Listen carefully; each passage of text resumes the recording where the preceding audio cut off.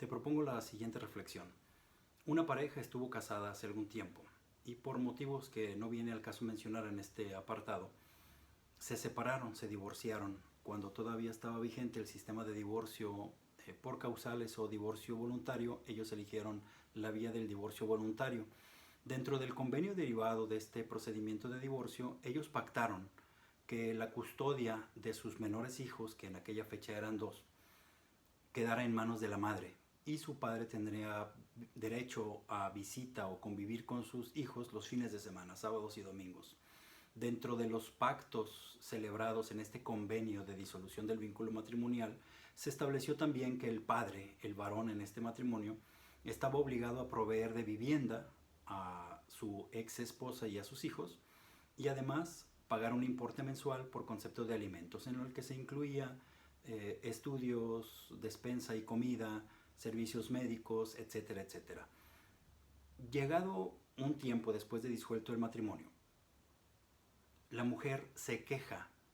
de que el dinero que el hombre está proveyendo ya no le es suficiente para sufragar los gastos necesarios para la manutención de ella y de sus hijos. El hombre, a su vez, se queja de que no se le está permitiendo la convivencia.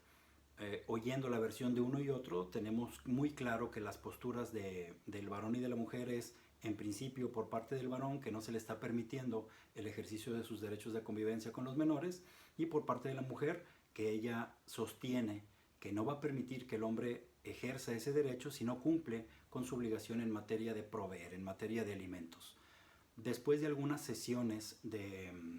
mediación o conciliación, vamos a llamarlo así, en donde los asesores jurídicos de la señora y los asesores jurídicos del varón, que para el caso nosotros nos tocó desempeñar este rol, asesores jurídicos del varón, fuimos desentrañando varias cuestiones que no se habían visto desde un inicio. Dentro de las posturas que, como repito, por parte del varón era: déjame convivir con mis hijos; la mujer: no te dejo convivir si no me das más dinero. Después de algunas escaladas en este conflicto, ya llegamos a momentos en los que el varón y la mujer se habían incluso agredido verbal y físicamente.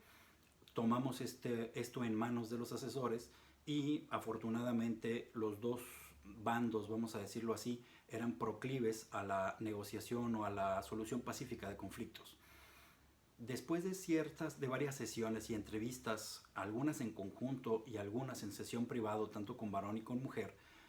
logramos ver que la mujer no tenía la intención, así en primera instancia, de restarle o de quitarle el derecho, menguar el derecho de convivencia con sus hijos. Ella reconocía, incluso de manera expresa, que su ex esposo era un excelente padre, cariñoso, providente con sus hijos.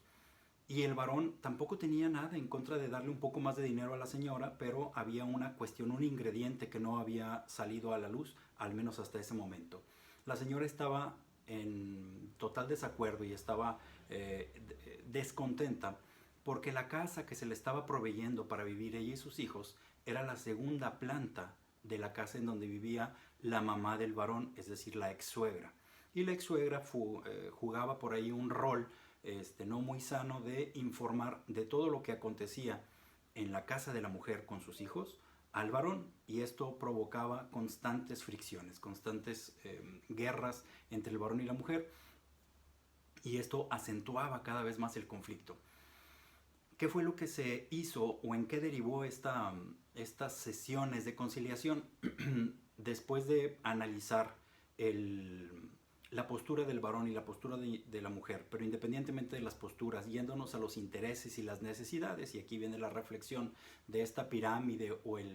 la alegoría o la analogía del iceberg. Lo que primero vimos del conflicto fueron las posturas y después vimos intereses y necesidades. La mujer reveló que ella, en un escenario ideal, desearía poder concluir sus estudios que había dejado truncos y después conseguir un trabajo, y con ese trabajo tener una satisfacción personal, vamos a decirlo así, de realización personal y profesional. En el caso del varón, decía: yo lo que necesito es convivir más con mis hijos, pasar más tiempo de calidad con ellos. Y al final, después de desentrañar los intereses del varón y de la mujer y las necesidades de realización de uno y otro, logramos un convenio en el que el varón se comprometía. Primero, él decía o sostenía que no pensaba que el hecho de que su ex esposa viviera en la segunda planta de casa de su mamá no era origen de conflicto, pero se le hizo ver que esto pues había originado y originaría en el futuro fricciones cada vez más grandes. Entonces se decidió que esa segunda planta de la casa de la mamá del varón fuera rentada y el producto de la renta aprovechado por la señora para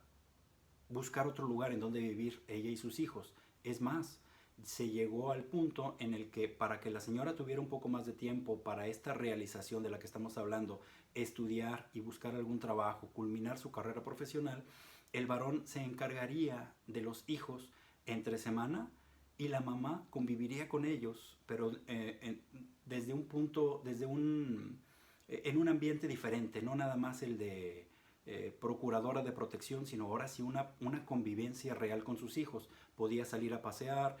tener momentos un poco más amenos, no nada más encargada de las tareas y de los uniformes, sino que ya la convivencia iba a ser realmente una convivencia de la mamá con sus hijos en estos fines de semana y el varón iba a satisfacer este anhelo de pasar más tiempo con ellos. Este resultado no quiere decir que sea el óptimo, pero fue al que llegaron las partes después de haber descubierto detrás de las posturas los intereses y las necesidades que tenía cada uno de ellos, lo cual fue conseguido a través de esta práctica de mecanismos alternativos, de la escucha activa, de las herramientas que nos procuran estos mecanismos alternativos, como son las preguntas abiertas, las preguntas cerradas para desentrañar información que difícilmente pudiera haber surgido si esto lo hubiéramos llevado a sede judicial, porque el juez estaría impedido para analizar todas estas